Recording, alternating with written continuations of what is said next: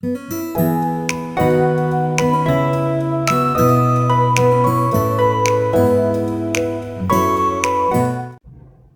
Hello, good morning. नमस्ते सगळ्यांना. मी सीमा. स्वागत आहे आपल्या सगळ्यांचं किचन सवंगडी आणि मी ह्या चॅनलमध्ये. तर हा व्हिडिओ अ, आता जो रविवार गेला, त्या रविवारी आम्ही दादरला फिरायला गेलेलो. दादरला यासाठी कारण की 6 डिसेंबर येत आहे आणि 6 डिसेंबरला भरपूर अशी गर्दी होते आणि सगळ्यात महत्त्वाचं ना 6 डिसेंबरला डॉक्टर बाबासाहेब आंबेडकर यांची पुण्यतिथी असते. त्याच्यामुळे ना खूप लांबून-लांबून गावाखेड्यातून माणसं खास दर्शनासाठी येतात. आणि म्हणून मला असं वाटलं, म्हणजे आम्हाला असं वाटतंय, की लांबून जे खेडोपाड्यातून लोकं येतात दर्शनासाठी, तर त्यांना त्या दिवशी वेळ आपण द्यावा. म्हणून मग आपण कसं जवळ असतो, तर मग आपण तिथे जाऊन येऊ शकतो. मग आम्ही 6 डिसेंबरच्या आधीचा हा जो रविवार होऊन गेला, तर त्या दिवशी आम्ही जायचं ठरवलं. तर आज जायचं होतं 6 डिसेंबरच्या निमित्ताने, तर आज तारीख आहे साधारणपणे 30 नोव्हेंबर या तारखेला आम्ही दादरला जाऊन आलो. तर 30 नोव्हेंबरचा व्हिडिओ तुम्ही 6 डिसेंबरला पाहणार आहात. सॉरी 5 डिसेंबरला पाहणार आहात.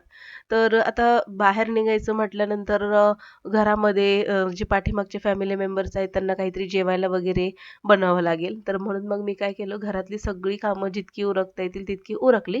कारण की रविवार असल्यामुळे कसे बरेचसे आपल्या घरातली मुलं जे सुट्ट्या असतात त्यांना, तर ते थोडंसं लेट उठतात. तर मग म्हटलं आता ह्यांना करायचं काय? तर मिस्टर तर गेले होते क्रिकेट खेळायला. मग म्हटलं की चला थोडासा वेळ आहे तर पटकन घरातली कामं उरकूया, स्वयंपाक वगैरे करूया आणि मग आपण फिरायला निवांतपणे जाऊ शकतो. म्हणजे डायरेक्ट फिरायचं जर असं ठरलं तर पाठीमागच्या माणसांची जेवणा-खाण्याची सोय करावी लागते. तर इथे मी सगळा स्वयंपाक वगैरे करतीये. तर तेवढ्यात सकाळी आम्ही नाश्त्याला काही नाही, फक्त काहीतरी चहा आणि टोस्ट वगैरे खाल्ला होता आम्ही दोघांनी, म्हणजे लहान मुलाने आणि मी. पण नंतर थोड्या वेळाने मोठा मुलगा पण उठला आणि त्याला काही चहा, टोस्ट वगैरे असं म्हणजे तो काही जास्त खात नाही, तर त्याला पोट भरेल असा नाश्ता लागतो. तर म्हटलं की चला त्याच्यापुरते थोडेसे पोहे बनवते. एकी साईडला मी पोहे बनवते आणि दुसऱ्या साईडला सुकटची चटणी बनवत आहे. कारण की मग आता दुपारी जेवायचं म्हटलं तर ह्या मोठ्या मुलाचं ना खूप असतं, की ही भाजी नको, ती भाजी नको. म्हणून मग मी ना सुकटची चटणी, मसूरची डाळ असं आणि भाकरी, भात असा स्वयंपाक करून जाणार आहे. जरी मला यायला उशीर झाला, तर मग हा स्वयंपाक असेल, की ते खाऊ शकतात म्हणून. आणि आम्ही जवळपास 11:30ला निघायचं असं ठरवलं होतं. पण म्हणतात ना, जेवढं ठरवू तेवढं घरातली कामं पटकन उरकणं देखील गरजेचं आहे. माझा कल इकडे कामं उरकण्याकडे होता. पण कामं एक अशी आहेत, की ती वेळेपर्यंत उरकतील का? तर याच्यामध्ये थोडीशी शंकाच होती. तर आज दादरला आम्ही कोण-कोण जाणार आहोत, तर मी, माझा लहान मुलगा, त्याच्यानंतर माझी नणंद आणि माझी मैत्रीण. तर नणंद म्हणाली होती, की 11:30लाच जायचं. पण म्हटलं, की 11:30ला पटकन होणं गरजेचं आहे आणि ते माझं होईल की नाही शंका आहे. म्हणाले, की "मग ठीक आहे 12:30 पर्यंत निघूया." तर म्हटलं, "चालेल." तर मग अशाच पद्धतीने सगळी कामं एक-एक करेपर्यंत आणि स्वतःची आणि मुलाची तयारी करेपर्यंत कधी 12:30 वाजले कळालंच नाही. तर इथे ना एका साईडला तवा ठेवून घेतलाय. सुकटची चटणी आणि पोहे झाले होते. तोपर्यंत बाजूच्या गॅसवरती मी मसूर डाळ फोडणीला घातली. तर ती शिजतेय तोपर्यंत म्हटलं, की इथे पटापट 4 ते 5 भाकरी मला करून घ्यायच्या आहेत. तर पटापट माझी घाई चाललेली आहे. पण ही मुलं आहेत ना, की म्हणजे हे प्रेस करायचे किंवा हे पाहिजे, ते पाहिजे. तर त्याच्यामुळे असा थोडा-थोडा वेळ कुठे गेला ते कळालंच नाही. तर मुलगा म्हणत होता, "मम्मी चपाती बनव." पण म्हटलं, की आता माझ्याकडे जरा पण वेळ नाहीये चपाती वगैरे बनवायला. तर मी पटकन आता भाकऱ्या वगैरे बनवते, मग त्या तुम्ही खा दोघं जणं. तर म्हटलं, की ठीक आहे. असं काय असेल ना अडचणीला तर चालतं. म्हणजे तो खातो, इतकं काही करत नाही. आणि सोबतच मी देखील इकडे ड्रायफ्रुट्स वगैरे खाते. कारण की माझा देखील म्हणजे मी चहा आणि टोस्ट खाल्ले होते, पण त्याने काही माझं पोट वगैरे भरलं नाही. तर मग इथे ना मी भाकऱ्या वगैरे करत ड्रायफ्रुट्स वगैरे खाते. काहीतरी बदाम आणि मनुके वगैरे खातीये मी. तर इथे ना आता भाकऱ्या वगैरे होत आहेत, तोपर्यंत निलयला सांगितलं, झाडांना वगैरे पाणी घाल आणि आता तुझी तयारी पटकन करून घे, कारण की वेळ होत आलेला आहे.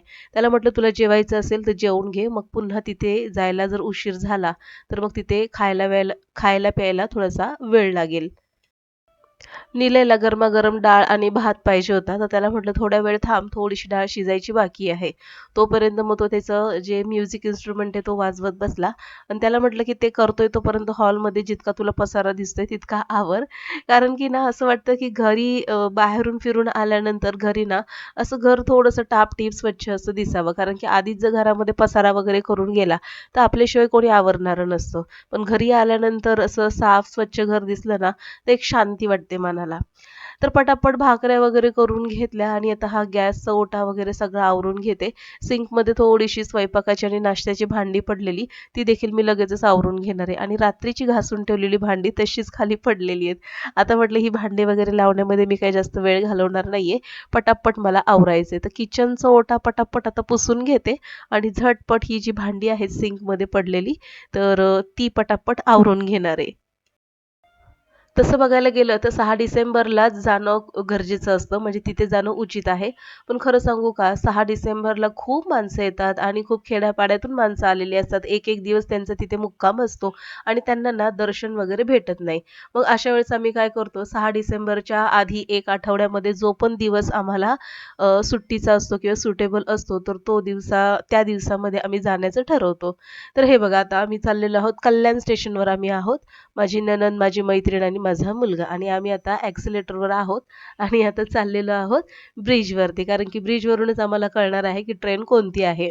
प्लॅटफॉर्म नंबर 1 वर आम्ही थांबलो होतो. पण आज मला वाटतं मेगा ब्लॉक असल्यामुळे ट्रेन काय आम्हाला तिथे मिळाली नाही प्लॅटफॉर्म क्रमांक 1 वर. त्याच्यामुळे आता आम्ही चाललेलो आहोत ब्रिजवरती. कल्याणहून आम्हाला स्लो ट्रेन मिळाली होती, कारण की प्लॅटफॉर्म क्रमांक 6 वरती ट्रेन लागली होती स्लो सी-एस-टी. मग म्हटलं की चला इथे थांबून तरी काय करणार, तर मग स्लो ट्रेनने आम्ही आलो. दादर स्टेशनला उतरलो आणि स्टेशनपासून साधारणपणे 5 ते 7 मिनिटाच्या अंतरावरती चालत जर आपण गेलं, तर हे बघा दादर आलेलं आहे, चैत्यभूमी आलेली आहे. तर हे बघा हे त्याचं आहे एंट्रन्स आणि आतमध्ये आम्ही गेलो, तर हे बघा गेल्या वर्षी आम्ही गेलेलो, तर इथे खूप सारे फोटो काढले आणि आता आम्ही चाललेलो आहोत आतमध्ये. तर इथे ना खूप सारे स्टॉल लागतात. आता सध्या तरी कमी आहेत. पण नंतर तुम्ही जर बघाल ना 5, 6, 7 पूर्ण दादर गजबजलेलं असतं. म्हणजे अक्षरशः पाय ठेवायला जागा नसते आणि जास्तीत जास्त पुस्तकांची इथे विक्री होते. तर आम्ही ना आतमध्ये जाण्यासाठी दर्शन घेण्यासाठी थोडीशी फुलं वगैरे घेतले आणि ह्या बघा ह्या मूर्त्या आहेत. तर ह्यातील एक बाबासाहेबांची मूर्ती मी घेतली माझ्या घरी नेण्यासाठी आणि हे बघा हे खूप छान अशी कलाकृती आहे. चवदार तळ्याचं पाणी, त्याच्यानंतर राज्यघटना देताना बाबासाहेब आहेत आणि त्यांचे इथे असे खूप सारे असे कलाकृती लावलेले आहे आणि इथून असं आतमध्ये एंट्रन्स आहे, जिथून आपल्याला आतमध्ये जाऊन बाबासाहेबांचं दर्शन घेता येतं. तर हे बघा आतमध्ये फोटो काढण्यास बंदी होती, म्हणून मी बाहेरूनच फोटो काढला आणि इथे जी बाबासाहेबांची सही होती, तिथे देखील आम्हाला फोटो काढायचा होता, पण तिथे फार गर्दी होती मुलांचीच, म्हणून मग आम्ही लांबूनच ते पाहिलं. बाहेर आलो, थोडंसं अवतीभोवतीचा परिसर बघितला आणि आता आम्ही निघालेलो आहोत बाहेरच्या साईडला.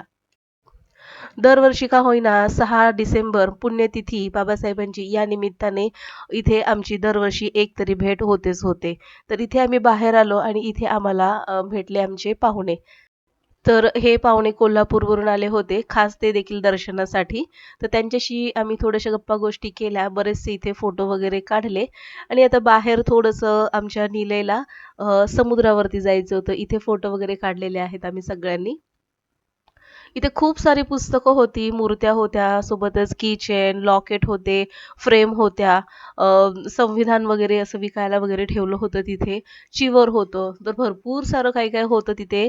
तर बऱ्याचशा माणसांनी भरपूर काही विकत घेतलेले. आम्ही देखील भरपूर अशा कारमध्ये ठेवण्याच्या मूर्त्या, त्याच्यानंतर हे बघा, हे मस्तपैकी शोपीस होते. खूप छान होते हे. तर याच्यातील एक माझ्या मैत्रिणीने विकत घेतलं आणि मी एक मूर्ती विकत घेतली.